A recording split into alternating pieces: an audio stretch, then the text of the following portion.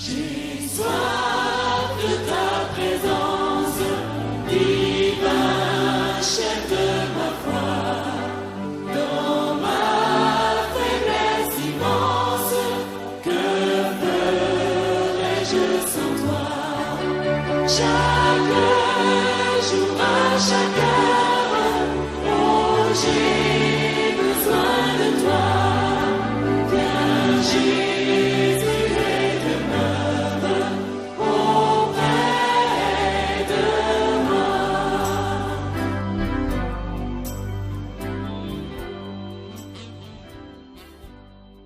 inshuti zacu bavandimwe muri Kristo Yesu, Mes amis, mes frères dans le Christ, reka tunezezwe no kubasuhuza mu izina rya Yesu. encore une fois, nous sommes très contents de vous saluer au nom de Jésus-Christ. No muri uyu mwanya nanone tunejejwe no gushimira Imana, Même dans cette occasion, nous sommes très contents encore de remercier Dieu, Imana ikomeza kutwitaho no kuturindira umutekano, Dieu qui continue à nous garder et nous Imana protéger, Imana itugenera ibidukwiriye muri ubu buzima. Dieu qui nous donne ce qui soit utile pour nous, Imana yacu ihabwa icyubahiro. que son nom soit glorifié. Nanone kandi tugize umugisha wo kuza imbere yayo ngo twumve ijambo ryayo. Encore nous trouvons la chance encore d'être devant lui pour écouter sa parole. Tunejejwe no guha ikaze buri muntu wese duhuriye muri iyi gahunda, Encore bienvenue pour tout le monde avec qui nous sommes ensemble, dusaba umugisha kugira ngo ugere kuri buri wese. en demandant la bénédiction pour qu'il puisse être à n'importe qui est en train de suivre cette prédication. Dukomereje hamwe ibyigisho Imana yaduteguriye bishingiye ku buturo bwera, Nous continuons à voir ensemble cette série de prédications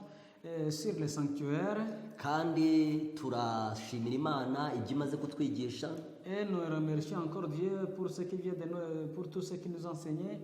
Turayisaba ngo ikomeze kutubera umwigisha mukuru. Demandons qu'il puisse continuer à notre guide. Turi mu cyumba cy'ahera cyane, Nous sommes dans le lieu très saint. turimo turareba isanduku y'ibihamya, Nous sommes en train de voir l'arche du témoignage. kandi mu bintu bitatu byabagamo Et parmi les trois choses, les trois objets qui étaient dans l'arche du témoignage, turimo turareba ibisate bibiri byari byanditseho amategeko nous sommes y'Imana. en train de voir deux tables de pierre sur lesquelles il y avait les 10 commandements de Dieu. Mu cyigisho gishize Dans la prédication précédente, twarebye itegeko rya mbere mu mategeko avuga isano iri hagati y'abantu, on a vu le commandement et la relation avec les personnes.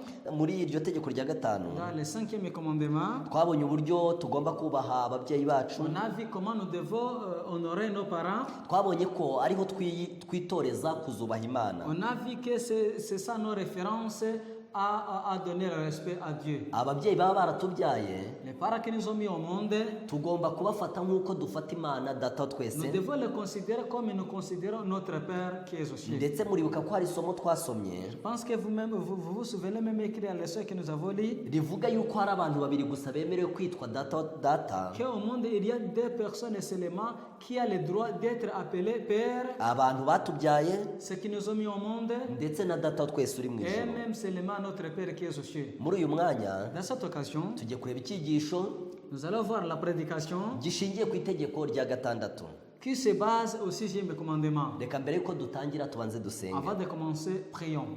Mana yacu idukunda, Notre Père qui nous aime, data wa twese ukiranukira kudukiza, notre Père Saint, tugushimiye imbabazi n'amahirwe uduhaye, nous te remercions encore ta miséricorde et le pardon que tu nous accordes.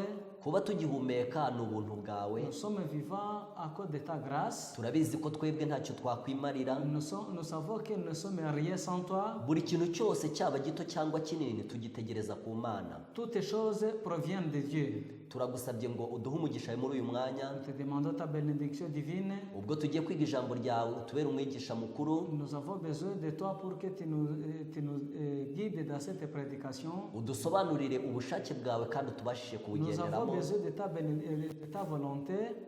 udutegurire kuzaba mu bwami bwawe. Nous te demandons pour que nous serons avec toi dans ton royaume. Dusabiye umuntu wese uteze amatwi ijambo ryawe, Nous demandons à tout le monde qui est à l'écoute de cette prédication umushoboze kwakirana ijambo ryawe mu mutima wicishije bugufi, que tu l'aides à recevoir cette parole humblement kandi ijambo ryawe rimugirire umumaro. et que ça lui rend utile. Turagusabye ngo ibyo ubona ko ari byiza Nous demandons ce que tu vois que ça peut être utile pour nous, ubiduhane n'abagukunda bose mu izina rya que tu Yesu. nous donnes tout ça avec tout ce qui t'aime au nom de Jésus-Christ. Amen. Amen. nk'uko nari maze kubibabwira Comme je viens de vous dire, tugiye kureba itegeko rya kabiri mu mategeko avuga isano yacu na nous bagenzi allons bacu. voir le deuxième commandement dans les commandements qui nous dit la relation des gens entre eux. kandi iryo rikaba ari n'itegeko rya gatandatu mu mategeko icumi Et yose. c'est le sixième commandement dans les 10 commandements. Turasoma mu gitabo cyo kuva mu gice cya 20, Nous allons lire dans le livre d'Exode chapitre 20 turasoma ku murongo waho wa 13. au verset 13. Uwo murongo uravuga ngo Ce verset dit ainsi: ntukice. Tu ne commettras pas de meurtre. Ni ijambo rimwe gusa C'est un seul mot, ariko ni ijambo ryagutse cyane. mais c'est un mot très vaste. Nubwo andi mategeko yose nayo yagutse, Même si les autres commandements sont vastes, ariko iri ryo rinanditse mu ijambo rimwe. mais celui-ci est écrit en un seul mot. Ariko urebye uburyo iri tegeko riremereye, Mais vu combien de fois ces commandements pèsent lourd, wahita ubona koko nta muntu wakwishoboza on kurigenderamo. peut voir que réellement personne ne peut oser de suivre ces commandements pour lui-même. Mbese iyo Imana itubwira ngo ntukice ibishaka kuvuga iki? Et qu'est-ce que Dieu dit en nous disant de ne pas commettre le meurtre? Mbese ni ubuhe buryo butandukanye dushobora kubarwaho yuko turi abicanyi? Combien de fois on peut être condamné que nous sommes des meurtres? Ndagira ngo mbabwire bene data, Je vais vous dire, mes frères et sœurs, iyo dusomye muri Bibiliya no mu mwuka w'ubuhanuzi, en lisant en Bible et dans les livres prophétiques, ntabwo kwica umuntu bakamushyingura ari byo byitwa kwica gusa. tuer quelqu'un et l'enterrer, ce n'est pas le seul meurtre seulement. Iyo dusomye hahandi dusoma hari ubusobanuro bw'amategeko En lisant là où il est écrit la signification des commandements, mu gitabo cy'abakurambere n'abahanuzi, dans les livres des patriarches et prophètes, iyo dusomye mu gice cyaho cya 27, en lisant au chapitre 27, tugasoma ku busobanuro bw'itegeko rivuga ngo ntukice, en lisant là où il y a la signification de ne pas commettre le meurtre, hari amagambo avuga ngo il y a les mots qui disent ainsi: ibikorwa byose bigendereye gukuraho ubuzima mbere y'igihe, toute injustice tendant à abréger la vie, umwuka w'urwango no guhora, tout esprit de haine ou de vengeance, cyangwa guha intebe icyifuzo cyose kigamije kugirira abandi nabi, toute colère qui pousse à commettre des actions préjudiciables au Cyang- prochain, cyangwa igitekerezo kidutera kwifuza kugira nabi, ou même seulement à lui désirer du mal, kuko umuntu wese wanga mwene se aba ari umwicanyi. car quiconque est son frère est un meurtrier. Kwihugiraho ntiwite ku bakene cyangwa abababaye, Tout égoïsme qui fait négliger les soins dus aux indigents, gukabya mu kwita ku mubiri ku buryo bwose cyangwa kwihotora bitari ngombwa, et aux malades, toutes ces choses constituent à des degrés divers des violations du sixième commandement. cyangwa imirimo irenze urugero yakwangiza ubuzima. Ibyo byose ni ukwica itegeko rya gatandatu ku rwego runaka. À des degrés divers des violations du sixième commandement. Iyo nsomye aya magambo numva ntangaye cyane. En lisant ces mots, on se sent très étonné. Nibwo mbona koko kwira itegeko ryagutse mu buryo budasanzwe. Et c'est pourquoi on voit que ce commandement est très vaste. Reka iri tegeko twongere dusome tugenda gakeya, Nous allons encore lire petit à petit kugira ngo mwumve ibintu ijambo ry'Imana rishobora kwita kwica. pour mieux comprendre combien de fois ce que la parole nous dit que ça peut causer des meurtres. Reka wumve ubusobanuro. Écoutez la signification.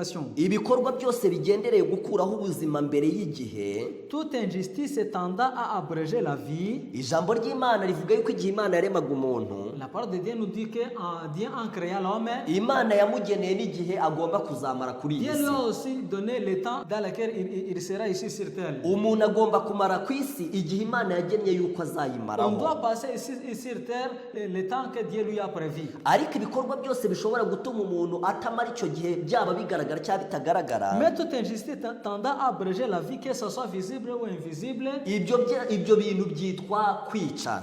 toutes ces choses-là sont appelées les meurtres. Icyo ni ikintu cya mbere kwica bisobanuye. Ça, c'est ce que la première chose veut dire tuer. Ibikorwa byose bigendereye gukuraho ubuzima mbere y'igihe. Toute injustice tendant à abréger la vie. Icya kabiri, Deuxièmement, umwuka w'urwango no guhora. tout esprit de haine ou de vengeance. Nimutekereze abantu baba bafite urwango mu mitima yabo. Essayez de penser les gens qui en ont de la haine dans leur cœur. Rimwe na rimwe abo bantu bashobora kutagera ku bikorwa birebeshwa amaso, De temps en temps, ces gens peuvent arriver à des actions invisibles. ariko urwo rwango bafite mu mitima yabo rubatera gutekerezwa n'Imana ko ari Mais abicanyi. cette haine qu'ils en ont dans leur cœur, faut que Dieu les considère comme les meurtriers. Umwuka w'urwango no guhora Tout esprit de haine et de vengeance, nabyo ni ubundi buryo bwo kwica c'est aussi une sorte de tuerie. cyangwa guha intebe icyifuzo cyose kigamije kugirira abandi nabi. Ou toute colère qui pousse à commettre des actions préjudiciables au prochain, Ibyo nabyo ni ukwica. c'est aussi la tuerie. Cyangwa igitekerezo kidutera kwifuza kugira nabi, Ou même seulement à lui désirer du mal, kuko umuntu wese wanga mwene se ari umwicanyi. car quiconque est son frère était meurtrier. Ndagira ngo mbabwire yuko umuntu wese washaka kwica umuntu atarara bigezeho, Je vais vous dire que celui qui peut oser de tuer quelqu'un, ça peut arriver qu'il peut passer la journée sans arriver à son plan. igihe tubonye umuntu atari yica umuntu kugira ngo bamushyingure, ntabwo tugomba gufata umwanzuro ko atari umwicanyi. Vu que quelqu'un n'a pas arrivé à son objectif de tuer quelqu'un, réellement il n'est pas meurtrier. Kugira ngo umuntu yice umuntu bisaba kuba afite imbaraga, Pour tuer quelqu'un, ça te demande de la force, bisaba kuba afite uburyo yabinyuzaho, ça te demande les moyens. kandi ibyo bivuze ko hari abantu bashobora kuba bifuza ko abandi bapfa ariko ntibabone uburyo. Mais il arrive qu'il y a les gens qui ont besoin que les autres soient morts, mais ils n'arrivent pas à cet objectif. Nubwo abo bantu bashobora kurebwa na bagenzi babo yuko ari abere, imbere y'Imana baba ari abicanyi. Même si leurs frères peuvent les considérer comme saints, mais réellement devant Dieu, ce sont des meurtriers. Ijambo ry'Imana rivuga yuko n'ubundi icyaha n'ubusanzwe gitangirira mu mutima. L'habitude de la part de Dieu nous dit que les péchés commencent dans le cœur. Iyo dusomye mu rwandiko rwanditswe na Yakobo, En lisant dans le livre de Jacques, tugasoma mu gice cyaho cya mbere, livre de Jacques chapitre 1, tugasoma ku murongo waho wa 15, Jacques chapitre 1 verset 15, hari amagambo avuga ngo, il y a les mots qui disent ainsi. nuko iryo rari riratwita rikabyara ibyaha, Puis la convoitise, lorsqu'elle a conçu, enfante le péché. ibyaha nabyo byamara gukura bikazabyara urupfu. Et le péché parvenu en son terme engendre la mort. Icyo aya magambo ashaka kutubwira Ce que ça veut dire ces mots, ni uko icyaha cyose gitangirira mu mutima, c'est que tout péché commence dans le cœur. kandi icyo cyaha abantu bashobora kuzabona uburyo bwo kugishyira mu bikorwa cyangwa ntibabubone. Et les gens, ça peut arriver, les gens peuvent arriver à leur planification, ou bien ils ne peuvent pas arriver à leur planification. Niyo mpamvu niyo batabonye ubwo buryo baba ari abanyabyaha. C'est la raison même, à l'absence d'arriver à ces moyens, ils sont appelés des pécheurs. Aya magambo aravuga ngo, Ces mots disent ainsi: kuko umuntu wese wanga mwene se ari umwicanyi. quiconque est son frère est un meurtrier. Ndagira mbabwire ko aya magambo ntabwo yanditse mu gitabo cy'umwuka w'ubuhanuzi gusa, Je vais vous dire que ces mots ne sont pas écrits seulement dans ce livre prophétique. ahubwo yanditse no muri Bibiliya. Il est écrit aussi même dans la Bible. Tugiye gusoma mu rwandiko rwa mbere rwa Yohana, Nous allons lire dans le premier livre de Jean, turasoma mu gice cyaho cya gatatu, au chapitre 3, turasoma ku murongo waho wa 15. au verset 15. Hari amagambo y'ingenzi avuga Il ngo, y a le mot essentiel qui dit ainsi: umuntu wese wanga mwene se ni umwicanyi. quiconque a de la haine pour son frère est un meurtrier. Kandi muzi yuko ari nta mwicanyi ufite ubugingo buhoraho muri we. Et vous savez qu'aucun meurtrier n'a la vie éternelle demeurant en lui. Umuntu wese wanga mwene se ni umwicanyi. Celui qui a de la haine envers son frère est meurtrier. Ni ubusobanuro twasomye bw'itegeko rivuga ngo ntukice. C'est la signification du commandement qu'on a lu qui nous dit de ne pas commettre les meurtriers. Kandi aya magambo arakomeza avuga ngo, Et ces mots continuent en disant: barimo barakomeza gusobanura itegeko rivuga ngo on ntukice. est en train de continuer à donner la signification. Barimo barakomeza kutubwira uburyo Imana yatubara ko turi abicanyi. On continue à nous montrer comme des fois on peut te considérer comme un meurtrier.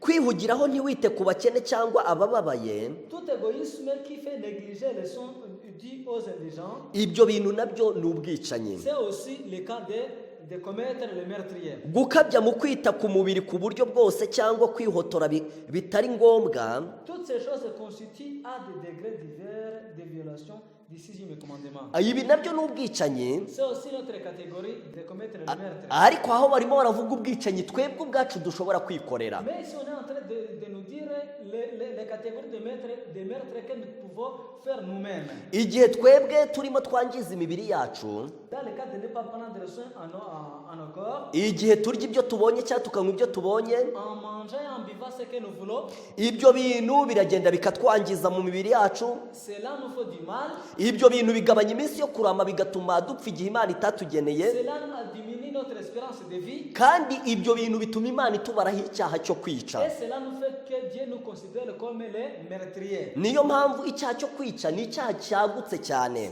C'est la raison pour laquelle commettre le péché de meurtrier, c'est le péché qui est au niveau très grave. Ngo abantu benshi ku bituro byabo hazaba handitseho yuko biyahuye. Beaucoup de gens, sur leur cimetière, ils seront considérés qu'ils se sont pendus. Kandi ibyo bintu bizaba bikomoka ku byo bariye cyangwa banyweye. Et ce rang aura tiré l'origine dans leur nourriture et dans leur boisson. Aya magambo aravuga ngo C'est mot dit ainsi. gukabya mu kwita ku mubiri ku buryo bwose cyangwa kwihotora bitari ngombwa, Toutes ces choses qui fait qu'on ne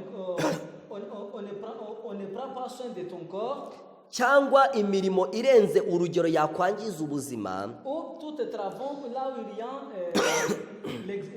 l'excès, ibyo byose ni ukwica itegeko rya gatandatu ku rwego tout runaka. cela c'est violer le 6e commandement. Ikintu nsomeye aya magambo Et la raison de lire ces mots, ni ukugira ngo twumve uburyo itegeko rivuga ntukice riremereye c'est cyane. pour comprendre combien de fois le 6e commandement a le degré d'un niveau très haut. Yesu nawe yigeze avuga amagambo yanditse mu butumwa bwiza bwa Yesu bwanditswe na Matayo. Jésus aussi a dit dans l'évangile selon Matthieu, Yesu murabizi yuko ataje gukuraho amategeko ahubwo yaje kuyasobanura. vous savez que Jésus est venu pour donner assez d'explications au commandement. Yesu yasobanuye n'itegeko rivuga ngo ntukice. Il a aussi expliqué le 6e commandement qui nous défend de ne pas commettre le meurtre.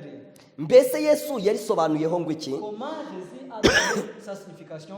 Tugiye gusoma mu butumwa bwiza bwa Yesu bwanditswe na Matayo. Nous allons lire dans l'évangile de Matthieu. Turasoma mu gice cyaho cya gatanu. On va lire dans le chapitre 5, Turasoma ku murongo wa 21 n'uwa 22. verset 21 et verset 22. Hari amagambo y'ingenzi nifuza ko dutekerezaho. Je veux que nous pensions profondément à ces mots. Ayo magambo aravuga ngo Ces mots disent ainsi. mwumvise ko abakera babwiwe ngo ntukice, Vous avez entendu qu'il a été dit aux anciens, tu ne commettras pas de meurtre. uwica akwiriye guhanwa n'abacamanza. Celui qui commet un meurtre sera passible du jugement. Ariko jyeweho ndababwira yuko umuntu wese urakarira mwene se akwiriye guhanwa Mais n'abacamanza. moi je vous dis, quiconque se met en colère contre son frère sera passible du jugement. Nimutekereze ikintu Yesu yavuze ngo umuntu urakarira mwene se. Pensez à ce que Jésus a dit, celui qui met en colère contre son frère. Mu yandi magambo umuntu urakarira mwene se nawe ni umwicanyi. Dans d'autres mots, celui qui se met en colère contre son frère est aussi un meurtrier. Uzatuka mwene se ati wamupfuwe akwiriye guhanirwa mu rukiko. Celui qui dira à son frère Raka sera justiciable au Sanhedrin. Uzabwira mwene se ati wagicucuwe akwiriye gushyirwa mu muriro w'igihenomu. Celui qui le dira insensé sera passible de la haine du feu. Nimusoma ku mutwe w'iri somo, En disant au titre de cette leçon, Yesu yari arimo asobanura itegeko rivuga ngo ntukice. Jésus donnait l'explication de ces commandements qui nous défend de ne pas commettre les meurtres. Maze aravuga ati umuntu urakarira mwene se ni umwicanyi. Et il a dit que celui qui se met en colère contre son frère est un meurtrier. Aravuga ati umuntu ubwira mwene se ati wamupfuwe ni umwicanyi. Et celui qui dit à son frère insensé, il est aussi un meurtrier. Rero icyaha cyo kwica ni icyaha kigari C'est la cyane. raison pour laquelle le péché de commettre le meurtre est le péché très grave. Reka dusome mu gitabo cy'uwifuzwa ibihe byose Nous allons dans le livre prophétique de Jésus-Christ. ku cyigisho gifite umutwe uvuga ngo icyigisho cyo ku musozi. Au chapitre, il y a le titre Le sermon sur la montagne. Aho ngaho batubwira nyine ibyerekeranye n'icyo cyaha. Ici, on nous montre ce qui est en relation avec ce péché. Turasoma kuri paje 206 mu Kinyarwanda, On va à la page 206 en livre de Kinyarwanda. maze turasoma amagambo avuga ngo Et nous allons lire les mots qui disent ainsi. kwica bibanziriza mu ntekerezo. Celui qui admet dans son cœur un sentiment de haine, Umuntu w'urwango umwanya mu mutima we aba yerekeje ibirenge bye mu nzira yo kwica. celui qui admet dans son cœur un sentiment de haine s'engage sur la voie du meurtre, Kandi amaturo ye Imana yanga et urunuka. ses offrandes sont une abomination aux yeux de Dieu. Urumva yuko kwica bibanziriza mu bitekerezo. Comprenez que c'est commettre le meurtre commence dans les raisonnements. Ibyo ni nabyo twasomye mu rwandiko rwanditswe na Yakobo mu gice cya 15. C'est ce que même on on a lu dans l'épître de Jacques, premier chapitre, verset 15. aho bavuze ngo irari riratwita rikabyara ibyaha, Là, on nous a dit que ça commence dans nos sentiments. maze amaherezo bikazabyara urupfu. Et finalement, le péché engendre la mort. None hano haranditse ngo Et ici, il est écrit, kwica bibanziriza mu ntekerezo. le meurtrier commence dans nos sentiments. Umuntu w'urwango umwanya mu mutima we aba yerekeje ibirenge bye mu nzira yo kwica, Celui qui a demeuré dans son cœur un sentiment de haine s'engage sur la voie du meurtre. kandi amaturo ye Imana yanga Et urunuka. ces offrandes sont une abomination aux yeux de Dieu. Abayahudi bari bafite ingeso yo kwihimura ku babagiriye nabi. Les Juifs entretenaient un esprit de vengeance. Mu rwango bari bafitiye Abaroma byabaviragamo kubatuka cyane, Leur haine pour les Romains leur inspirait de dures attaques. maze umubi agashimishwa n'uko berekana ingeso ze. Il se rendait agréable au malin en manifestant ses défauts et se préparait ainsi au terrible exploit Uko niko bitozaga gukora amahano ubwe yabaga yarabashoyemo qu'il leur fit commettre plus tard. mu mibereho y'Abafarisayo ijyanye n'iby'idini. Il n'y avait rien dans la piété des pharisiens qui fit de nature à recommander les régions Ntacyo- des païens. nta kintu na kimwe cyari gutera abatari Abayuda kuba abakiranutsi. Yesu yabasabye kutishuka bibwira ko bashobora kurwanya ababarenganya no gukomeza kugundira ibyifuzo byabo byo kubihimuraho ku bibi babakoreye. Jésus leur exhorta à ne pas se faire d'illusions en s'imaginant qu'il leur fut permis d'entretenir de mauvaises pensées contre les oppresseurs et de caresser des espoirs de vengeance. Iyo turebye uburyo batubwira uburyo Abayuda bari abantu bangana cyane, Vu comment entre les Judas il y avait beaucoup de haine, by'umwihariko bangaga Abayuda kubera ububata bari barabashyizemo, précisément il haïssait beaucoup les Romains grâce aux esclavages dans lesquels ils vivaient. ubwa kabiri bangaga Yesu cyane kubera yuko atemeraga imigenzo yabo, Deuxièmement, il haïssait Jésus grâce à leur tradition. kandi ibyo byose byari ugukora icyaha cy'ubwicanyi. Tout cela, c'était le cas de commettre le meurtre. Icyaha cy'ubwicanyi rero Commettre le meurtre, Imana igaragaza yuko itakishimira, Dieu montre qu'il n'est pas content de ça. ahubwo n'icyo Imana irarikira ubwoko bwayo. Par contre, qu'est-ce que Dieu nous invite à faire? Iyo dusomye mu butumwa bwiza bwa Yesu bwanditswe na Matayo, En lisant dans l'évangile selon Matthieu, tugasoma mu gice cyaho cya gatanu, dans le chapitre 5, tugasoma ku murongo wa 43 tukageza uwa 58, au verset 43 jusqu'au verset 48, hari amagambo y'ingenzi cyane aranga ubwoko il y a des bw'Imana. mots qui indiquent que réellement nous sommes des enfants de Dieu. Hari amagambo avuga ngo Il y a des mots qui disent ainsi. mwumvise ko byavuzwe ngo ukunde mugenzi wawe wanga umwanzi wawe, Vous avez entendu qu'il a été dit tu aimeras ton prochain et tu haïras ton ennemi. ariko jyewe ndababwira nti nimukunde abanzi banyu musabire ababarenganya. Moi, je vous dis, aimez-vous vos ennemis et bénissez ceux qui vous maudisent. Mbega ukuntu Imana yacu idusaba ibintu bigaragara ko bikomeye. Comment Dieu nous demande les choses qui sont quand même qu'elles ne peuvent pas atteindre facilement. Mbese ni bande bashobora gukunda abanzi babo? Quelle sorte de gens qui peuvent aimer leurs ennemis? Tubonye uburyo Abayuda Nous venons de voir comment les Judas, bangaga Abaroma, il y a ici les Romains, bangaga Yesu. il y a ici Jésus. Kugira ngo urebe ukuntu bangaga Yesu, Pour voir comment il y a ici Jésus, ushobora gusoma mu butumwa bwiza bwa Yesu bwanditswe na Yohana. vous pouvez aller dans l'évangile selon Jean, Iyo usomye mu gice cyaho cya 8, au chapitre 8, ugasoma ku murongo waho wa 37 ndetse n'uwa 40, au verset 37 et 40, hari amagambo akomeye Yesu yakomeje il y kubabwira. a les mots que Jésus a continué à leur dire. Umurongo wa 37 haravuga ngo Verset 37 dit ceci. nzi yuko muri abuzukuru ba Aburahamu, Je sais que vous êtes les descendants d'Abraham, ariko murashaka kunyica kuko ijambo ryanjye ridafite umwanya muri mwe. mais vous cherchez à me faire mourir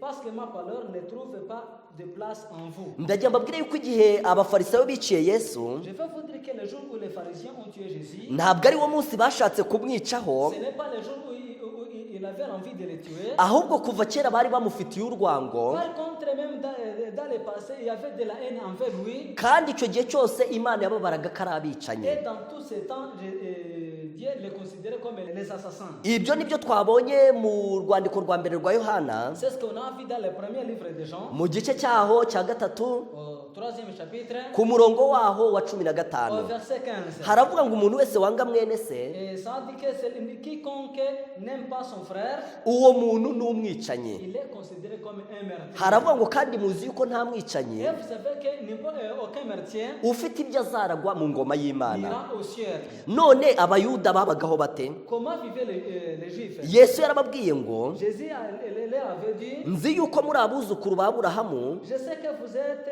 la descendance d'Abraham, ariko murashaka kunyica mais vous cherchez à me faire mourir. kuko ijambo ryanjye ridafite umwanya muri mwe. Parce que ma parole ne trouve pas de place en vous. Iyo dusomye no ku murongo wa 40 En lisant même au 40e verset, haravuga ngo ariko none dore murashaka kunyica mais maintenant vous cherchez à me faire mourir. kandi ndi umuntu ubabwira iby'ukuri, Moi, un homme qui vous a dit la vérité, ibyo numvise ku Mana, que j'ai entendu de Dieu, nyamara Aburahamu ntiyigeze agira cela atyo. Abraham ne l'a pas fait. Yesu yakomeje kubashinja yuko bashaka kumwica. Jésus a continué à les accuser qu'ils veulent lui faire mourir. Yesu we yarebaga mu mutima mu gihe uyu munsi abantu bagira urwanga abandi bantu ntibabimenye. Jésus voyait ce qui était dans leur cœur. Pourtant qu'aujourd'hui, quiconque ne peut trouver ce qui se trouve dans ton cœur. Uyu munsi abantu ntibamenya yuko abandi bantu babafitiye On urwango, ne peut pas connaître que quelqu'un a de la haine envers toi. ariko Yesu we yarazi yuko bashaka Mais kumwica. Jésus connaissait les désirs des pharisiens. Mbese bamushubije iki mu gice cya 7 ku murongo wa 20? Qu'est-ce qu'ils ont répondu au chapitre 7, verset 20? Reka wumve ukuntu bamubwiye. Écoutez comment ils ont répondu. Abantu baramusubiza bati ufite dayimoni. La foule répondit, tiens un démon Mbese ninde ushaka kukwica?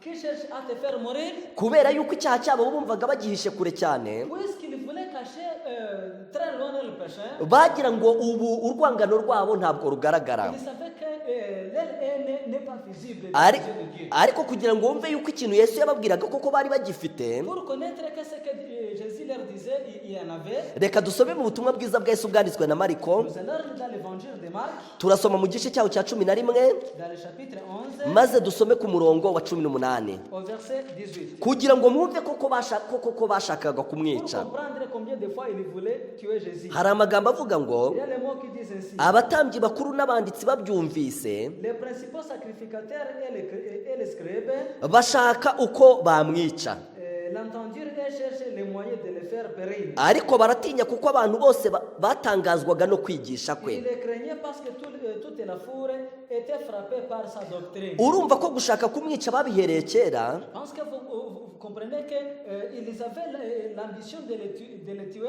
dès le passé, ariko bagira inkomyi y'abantu ukurikije uko bemeraga Yesu. mais ils ont eu peur de la foule, puisque la foule a accepté beaucoup les prédications de Jésus-Christ. N'uyu munsi abantu benshi baba banga bagenzi babo ndetse bifuza kubicisha, Même aujourd'hui, beaucoup de gens n'aiment pas leurs amis, par contre, ils veulent les tuer, ariko ntabwo igihe babishakiye aricyo gihe babigereraho. mais ils n'arrivent pas à leur objectif. Ariko nubwo baba batarabigeraho, Même s'ils n'arrivent pas à cet objectif, ukurikije ubusobanuro bw'itegeko rivuga ngo ntukice, vu la signification de ces commandements qui nous défendent de ne pas commettre les meurtres, icyo gihe nabwo Imana ibabafata ko ari abicanyi. même Dieu les considère comme les meurtriers. Reka twongere dusome irindi somo ryanditse muri Matayo. Lisons encore dans une autre leçon qui est dans l'évangile de Matthieu. Turasoma mu gice cya 26 Nous allons lire dans le chapitre 26. maze dusome ku murongo wa 59. Nous allons lire au 59e verset. Aho ngaho naho havuga uburyo bashaka kumwica. Ici, ça montre combien de fois aussi les grands sacrificateurs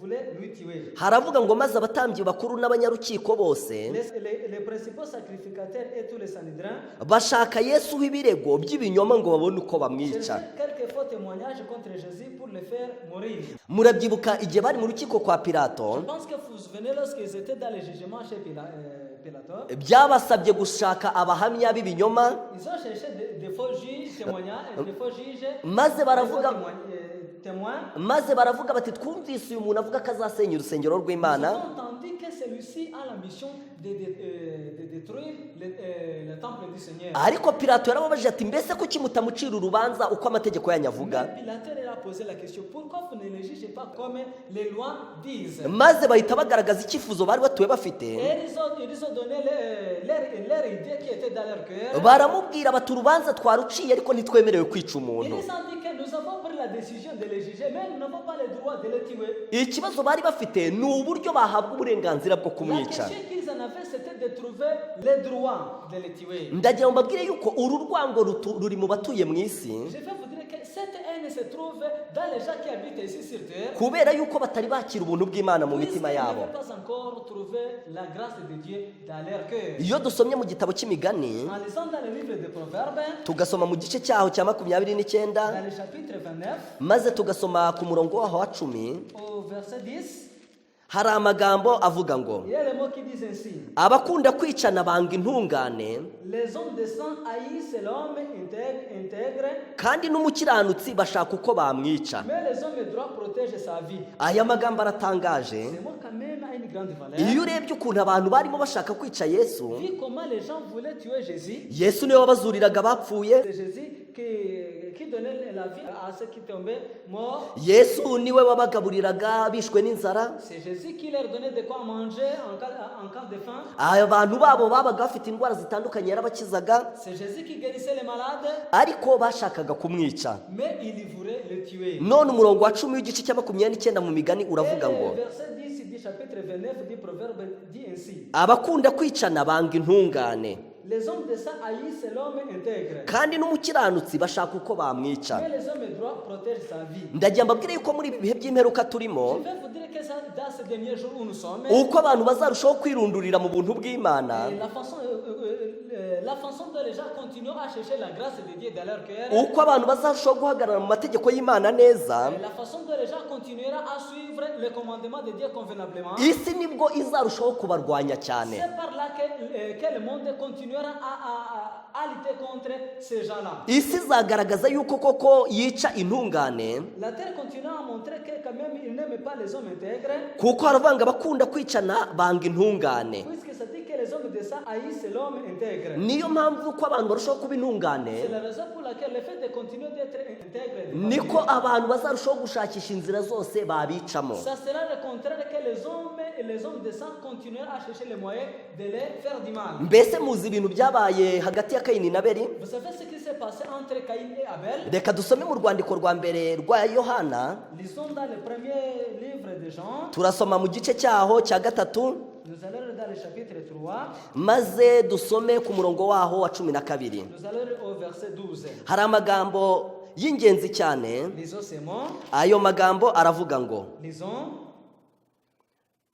reka mbere ku murongo wa 11, Commençons au 11e verset. ubwo nibwo butumwa mwumvise uhereye mbere na mbere, Voici le message que vous avez entendu dès le commencement. ngo dukundane, Aimons-nous les uns les autres. tutamera nka Kayini wari uw'umubi Ne faisons pas comme Caïn qui était dit malin akica murumuna we. et qui égorgea son frère. Mbese icyatumye amwica ni iki? Pourquoi il a égorgé? Ni uko ingeso ze zari mbi, Parce que ses œuvres étaient mauvaises iza murumuna we zikaba nziza. et que celles de son frère étaient justes. Bibiliya ntijya ivuga yuko hari icyaha Abeli yakoreye Kayini, La Bible ne nous dit pas qu'il y a le péché que Abel a commis à son frère Caïn. ahubwo Bibiliya ivuga ikintu kimwe Kayini yiciye Abeli. Par contre, la Bible nous dit le seul élément qui a fait que Caïn a tué Abel. Ni uko ingeso za Kayini zari mbi, C'est parce que les œuvres de Caïn étaient mauvaises, ariko ingeso za Abeli zikaba mais nziza. celles d'Abel étaient justes. None twasomye isomo mu gitabo cy'imigani Et on a lu la leçon qui est dans le livre des Proverbes, mu gice cyaho cya 29 dans le chapitre 29,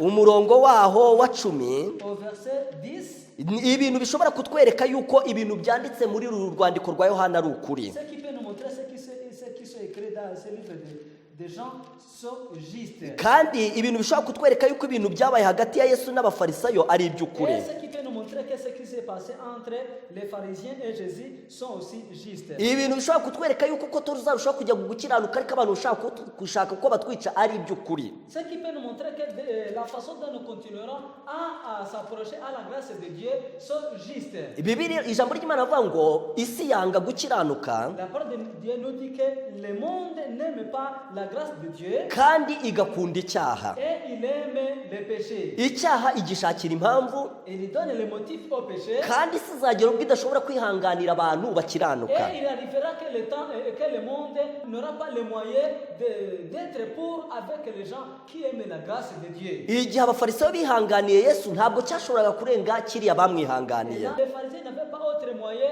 de résister à ce que Jésus leur disait. kandi igihe kayini yihanganiye abeli ntabwo cyashoboraga kurenga hariya. Le temps d'Abel, de Caïn à Abel ne devrait pas dépasser le temps qu'il a tué. natwe turimo turegera ahantu isi utazashobora kutwihanganira.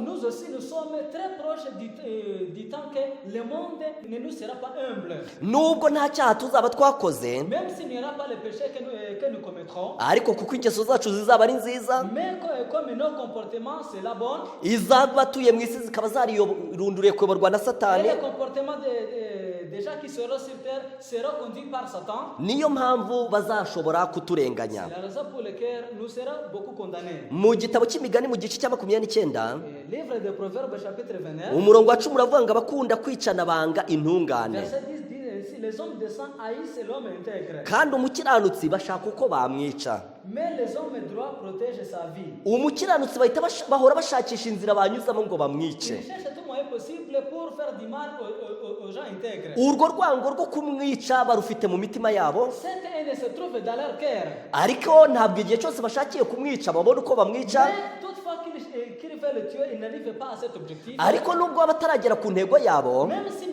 n'arrivent pas à leur objectif, imana ibibabara yuko ari abicanyi. Dieu les considère comme les meurtriers. ndagira mbabwire yuko uwo mutima w'ubwicanyi Je vais vous dire que cette haine qui se trouve dans leur cœur, abantu bawukomora kuri satani. ce qui provient de Satan. iyo dusomye mu butumwa bwiza bwa Yesu bwanditswe na Yohana, En lisant dans l'évangile de Jean, tugasoma mu gice cyaho cya 8, dans le chapitre 8, tugasoma ku murongo waho wa 44, au verset 44, hari amagambo avuga ngo il y a les mots qui disent ainsi: mukomoka kuri so satani, vous avez pour peur le diable, kandi byose ararikira nibyo namwe mushaka gukora. et vous voulez accomplir les désirs de votre père. uwo yahereye kera kose ari umwicanyi, Il a été meurtrier dès le commencement, kandi ntiyigeze ahagarara mu by'ukuri, et il ne s'est pas tenu dans la vérité, kuko ukuri kutari muri we. parce que la vérité n'est pas en lui. navuga ibinyoma aravuga ibye ubwe, Lorsqu'il profère les mensonges, ses paroles viennent de lui-même, kuko ari umunyabinyoma kandi ni se w'ibinyoma. car le menteur est le père du mensonge. hano baravuga ko satani yahereye kera kose ari Ici, umwicanyi, on nous dit que dès le commencement, Satan était un meurtrier. kandi icyatumaga abafarisayo bashaka kwica Yesu ni uko bakomokaga kuri satani. La raison des pharisiens de tuer Jésus, c'est qu'il provient de Satan. abantu baba muri iyi si Ceux qui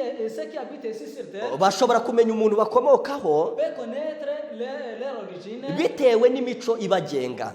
grâce à leur caractère. abantu bakomoka kuri satani bakomoka ku mwicanyi, Ce qui provient de Satan provient du diable, kandi bagomba kugenda nk'uko se agenda. et il doit être dans le même rang que Satan. niyo baba batarabona uburyo bashyira ibitekerezo byabo mu bikorwa, baba ari abicanyi. Même s'il ne parvient pas à trouver les moyens de faire du mal, ils sont considérés comme les meurtriers. ariko abantu baturuka kuri Yesu mbese bafite iyihe mico? Quel est le caractère des gens qui proviennent de Dieu? iyo dusomye mu butumwa bwiza bwa Yesu bwanditswe na Matayo, En lisant dans l'évangile de Matthieu, tugasoma mu gice cyaho cya 5, dans le chapitre 5, tugasoma umurongo wa 43, en verset 43, maze tukamanuka, et on descend, batubwira imico y'ubwoko on bw'Imana. montre le caractère des enfants de Dieu. haranditse mwumvise ko byavuzwe ngo ukunde mugenzi wawe, Vous avez entendu qu'il a été dit: tu aimeras ton prochain maze wanga umwanzi wawe, et tu haïras ton ennemi. ariko jyewe ndababwira nti mukunde abanzi banyu, Mais moi je vous dis, aimez vos ennemis, musabire ababarenganya, bénissez ceux qui vous maudissent, nibwo muzaba muri abana ba so wo mu ijuru. faites du bien à ceux qui vous haïssent et priez pour ceux qui vous maltraitent. igihe muzasabira ababarenganya, Les cas où vous bénissez ceux qui vous maudissent, igihe muzaba mukunda abanzi banyu, les cas où vous aimerez vos ennemis, nibwo muzaba muri abana ba so wo mu c'est ijuru. dans ce cas-là que vous serez les enfants de Dieu. 44. 44. ariko jyewe ndababwira nti mukunde abanzi banyu, Mais moi je vous dis, aimez vos ennemis, musabire ababarenganya, bénissez ceux qui vous maudissent. nibwo muzaba abana ba so wo mu ijuru. C'est là que vous serez les enfants de Dieu. kuko ategeka izuba rye kurasira ababi n'abeza, Car il fait lever son soleil sur les méchants et sur les bons, kandi abakiranutsi n'abakiranirwa abavubira imvura. et il fait pleuvoir sur les justes et sur les injustes. nimukunda ababakunda gusa muzahembwa iki? En effet, si vous aimez ceux qui vous aiment, Mbe- quelle récompense aurez-vous? mbese abakoresha b'ikoro nabo ntibagira batyo? Les péagères aussi n'en font-ils pas autant, nimuramutse bene banyu bonyine abandi mubarusha iki? et si vous saluez seulement vos frères, que faites-vous d'extraordinaire? Mbese abapagani nabo ntibagira batyo? Les païens aussi, eux-mêmes n'en font-ils pas autant? Namwe mwe mukiranutse nk'uko so mu ijuru Soyez akiranuka. donc parfum comme votre Père Céleste est parfum. Iyi ni Est imico parfait. ya Yesu Ça, c'est le caractère de Jésus. kandi ni imico y'abantu bakomoka kuri Et Yesu. c'est le même caractère déjà qui vient de Jésus. Ni ugukunda abanzi bacu, C'est aimer nos ennemis, ni ugusabira abaturenganya, c'est prier ceux qui nous maltraitent. nibwo tuzaba abana ba data uri mu ijuru. C'est par cela que nous serons les enfants de Dieu qui est au ciel. Kuko data uri mu ijuru avubira imvura ababi n'abeza, Parce que notre Père qui est au ciel fait pleuvoir les mauvais et les bons, kandi abakiranutsi n'abakiranirwa abagenera ibyiza. et que ce soit les malfaiteurs, que ce soit les chrétiens et les prévus du bien. Mbese ni hehe twashobora gukura uyu mutima umeze gutyo? Où est-ce que nous pouvons tirer cette sorte de cœur? Ni kuri Yesu honyine. C'est seulement à Jésus-Christ. Iyo dusomye mu rwandiko Pawulo yandikiye Abafilipi, En lisant dans l'épître de Paul aux Philippiens, tugasoma mu gice cyaho cya kabiri, dans le chapitre 2, tugasoma ku murongo waho wa gatanu, au verset 5, hari amagambo avuga ngo il y a les mots qui disent ainsi. mugire wa mutima wabaga muri Kristo Yesu. Ayant en vous la pensée qui était en Christ Jésus. Uwo nubwo yabanje kugira akamero k'Imana, Lui dont la condition était celle de Dieu, ntiyitekereje yuko guhana n'Imana ari ikintu cyo il n'a kugundirwa. pas estimé comme une proie à arracher d'être égal avec Dieu. Nta kindi cyatuma dukunda abanzi bacu, Aucune autre chose qui peut nous faire aimer nos ennemis. nta kindi cyatuma tubasabira umugisha, Aucune autre chose qui peut nous faire de leur demander de la bénédiction. keretse dufite umutima wa Yesu byonyine. Sauf si nous avons les caractères de Jésus-Christ. Wa wundi wanditse mu Bafilipi mu gice cya kabiri ku murongo wa gatanu, La dite qui est écrit en Philippiens chapitre 2 verset 5. kandi mu gitabo cy'umuhanuzi Ezekiel mu gice cya 36 Et même dans le livre du prophète Ézéchiel chapitre 36. haravuga ngo kandi nzabaha n'umutima mushya. Il nous dit qu'il nous donnera un cœur nouveau. Uwo mutima mushya niwo utuma twumvira amategeko C'est y'Imana. grâce à ce cœur nouveau que nous parviendrons à respecter les commandements de Dieu. Igihe cyose tutari twahinduka ngo tuwakire, Toutefois que nous n'avons pas encore changé pour l'accueillir, tuba dukomoka kuri Satani, nous venons de Satan. nubwo tutabona uko twica abantu, Même si nous ne pouvons pas trouver le moyen de tuer quelqu'un, ariko tuba turi abicanyi mu mitima yacu. mais nous sommes des meurtriers dans nos cœurs. Buri tegeko ryose ry'Imana tuba turyica, Nous n'obéissons pas à n'importe quel commandement de tuba Dieu. twangira abantu mu mitima yacu, Nous haïssons nos prochains dans nos cœurs. tuba turi abanyeshyari kandi tufite igomwa. Nous avons de la colère, nous avons de l'angoisse en nous. Niyo mpamvu iyo dusomye mu rwandiko rwa mbere rwanditswe na Yohana, C'est la raison pour laquelle en lisant dans le premier épître de Jean, tugasoma mu gice cyaho cya gatatu, dans le chapitre 3, hari umutwe w'amagambo uvuga ngo abana b'Imana n'aba Satani il y a aba ari le bo. titre et il y a le mot les enfants de Dieu. Aha ngaha hari itandukaniro. Ici, il y a la différence.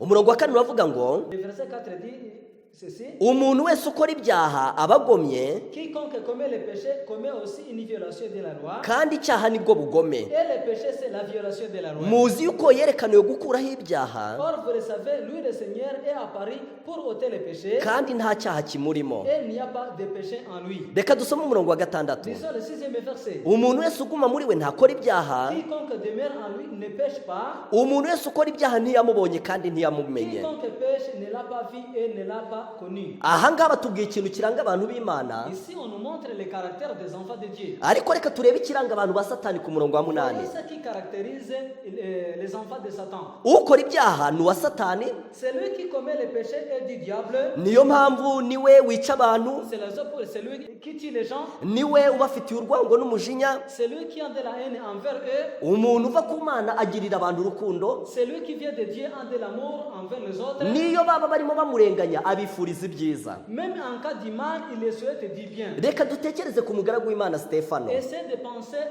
à Stéphane. Igihe barimo bamutera amabuye, Quand on lui jetait des pierres, bamurakariye cyane, car ils avaient beaucoup de colère envers lui, yabasabiye umugisha ku Mana, il leur a demandé la aravuga bénédiction ati divine. Mana ntubabareho iki Et cyaha. il a dit que tu ne les considères pas comme des pécheurs. Reka turebe Pawulo ari imbere y'umutegetsi bita Nero, Et laissez-nous voir Paul devant Néron. nubwo bamuregaga ibinyoma, Même si on l'accusait du mal, ariko yabifurije yuko bakizwa. mais son souhait c'est qu'il devrait être le sauver. maze mu cyimbo cyo kwiregura ngo bamurekure Dans le cadre de lui laisser, ahubwo agerageza kubabwira amagambo yabakiza. il a essayé de le prêcher. None hano batubwira itandukaniro ry'abantu b'Imana Et n'abasatani. si on vient de nous donner la différence entre les enfants de Dieu et les enfants de Satan, Umurongo twasomye wa gatatu uravuga ngo le troisième verset que nous allons lire, amagambo ari mu rwandiko rwa mbere rwa Yohana les mots qui sont dans le premier livre de Jean, umurongo wa gatandatu.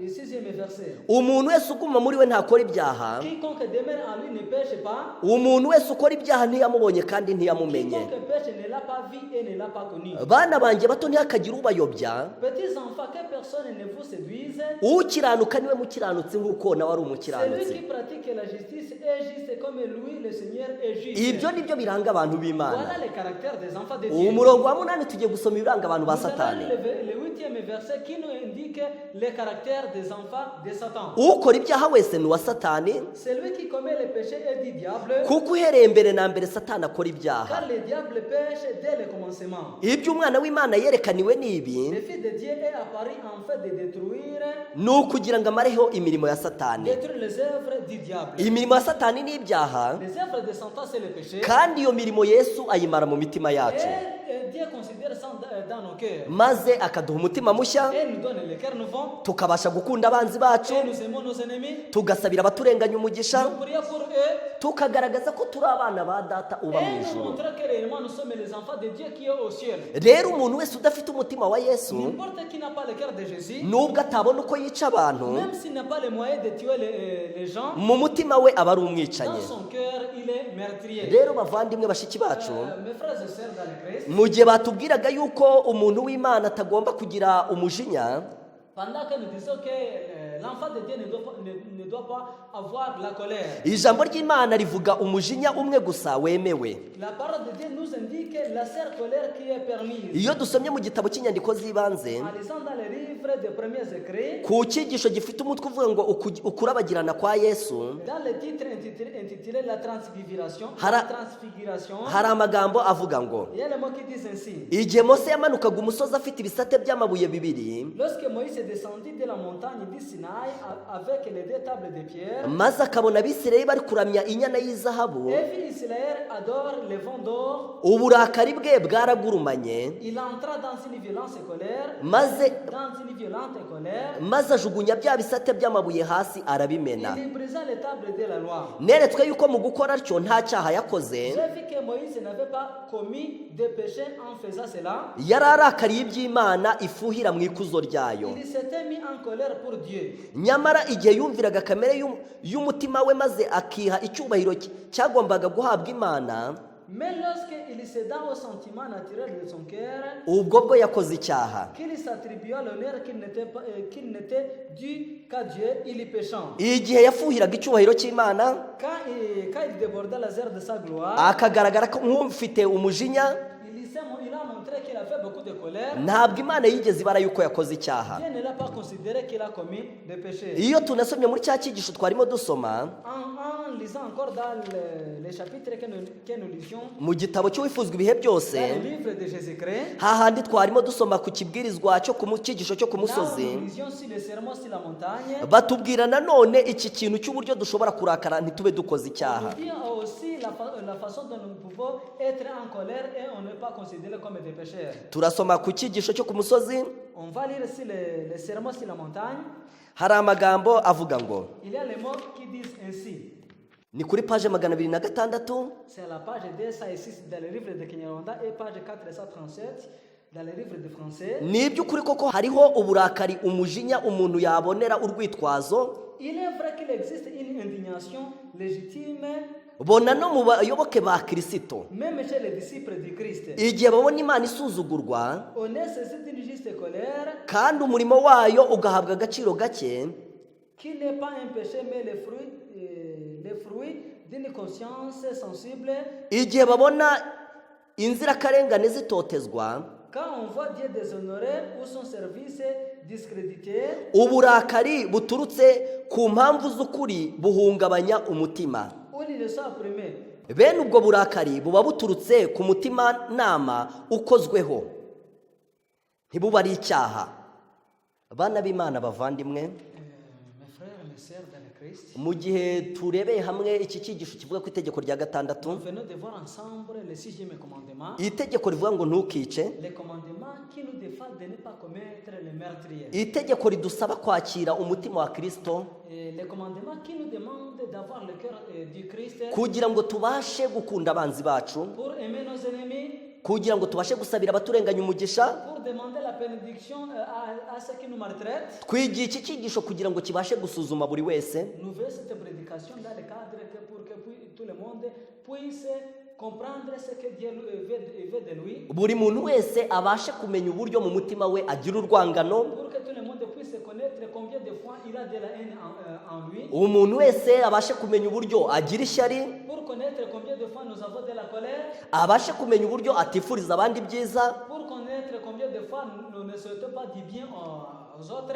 amenye uburyo ari umunyamujinya cyane, pour connaître combien de fois il est homme de la colère, amenye uburyo yica amategeko y'ubuzima akarya ibibonetse ndetse akanabinywa ibibonetse, connaître combien de fois il ne mange pas convenablement, il ne boit pas convenablement. kandi ibyo byose bikaba bifitanye isano no kwica itegeko rya Et gatandatu. tout cela sont en relation avec le 6e commandement. Mu gihe Yesu akicaye ku ntebe y'imbabazi, Pendant que Jésus est encore sur sa trône, buri muntu wese akwiriye kumwikubita imbere tout le monde doit s'agenouiller devant lui. akamwaturira ibyaha bye n'uburyo yishe amategeko Il y'Imana, doit confesser tous ses péchés. maze akamusaba imbabazi z'ibyaha Et il bye. n'a qu'à lui demander le pardon de ses péchés. Kandi Yesu arimo araduha isezerano Et Jésus nous donne la promesse ryanditse mu gitabo cy'umuhanuzi Yesaya qui est écrite dans le livre du prophète Isaïe, mu gice cyaho cya mbere ku murongo wa 18, au chapitre 1, verset 18. hari amagambo avuga ngo, Il y a les mots qui disent ainsi: si vos péchés sont comme les cramoisis, ndabihindura umweru bise na sheregi, ils deviendront blancs comme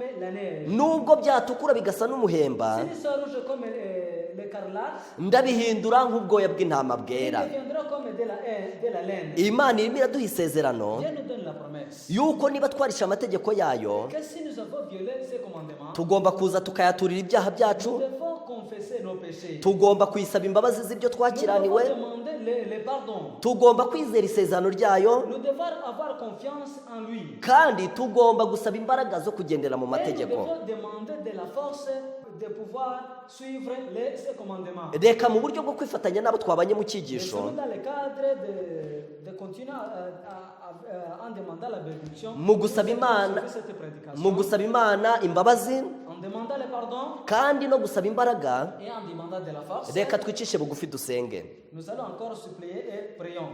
Mana yacu ikiranuka, Notre Père Saint, uradukunda kandi uratuzirikana, tu nous aimes beaucoup. unezezwa nuko twazaba mu bwami bwawe. Tu veux que nous serons dans ton royaume. Nicyo cyatumye utwandikishiriza ijambo C'est ryawe la raison pour laquelle tu nous as donné tes écritures saintes kugira ngo tumenye ubushake bwawe. pour connaître ta volonté. Nicyo cyatumye uduha umwuka wera C'est la raison pour laquelle tu nous as donné ton Esprit Saint kugira ngo atwemeze ibyaha byacu. pour qu'il puisse nous montrer réellement tous nos péchés. Tugushimiye ko kubw'ijambo ryawe no kubw'umwuka wawe Te remercions grâce à ta parole et ton esprit. muri uyu mwanya uvuganye n'imitima yacu.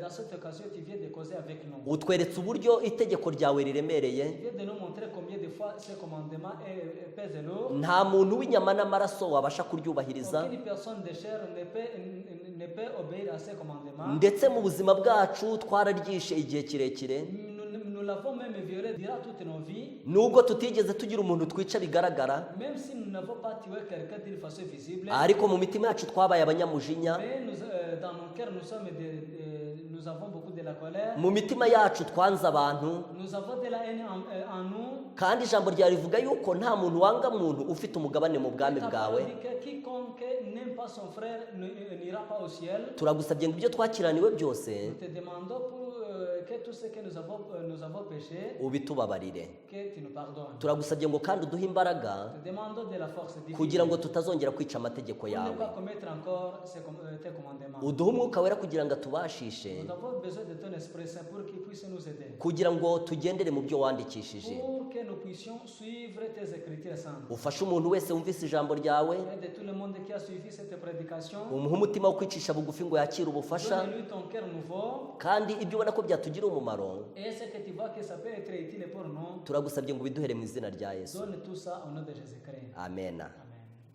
Amen.